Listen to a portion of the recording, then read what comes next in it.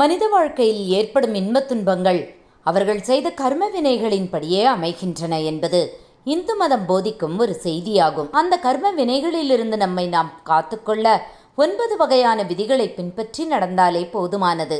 அது என்ன என்பதை இந்த பதிவில் பார்ப்போம். முதல் விதி: இந்த உலகத்தில் நாம் எதை செய்தாலும் அது நமக்கே திரும்பி வந்து சேரும்.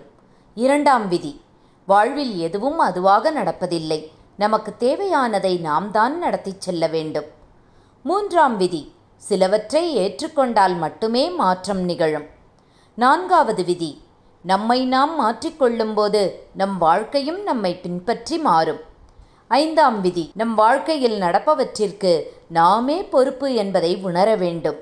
ஆறாம் விதி: நேற்று, இன்று, நாளை ஆகிய மூன்றும் ஒன்றோடு ஒன்று தொடர்புடையது. ஏழாம் விதி: ஒரு சமயத்தில் இருவேறு விஷயங்களை பற்றி சிந்திக்க முடியாது. எட்டாம் விதி: நம் நடத்தை நமது சிந்தனையையும் செயலையையும் பிரதிபலிக்க வேண்டும். ஒன்பதாம் விதி: நம்முடைய முன்காலத்தையே நாம் பார்த்து கொண்டிருந்தால் நம்முடைய நிகழ்காலம் நம்மை விட்டு போய்விடும்.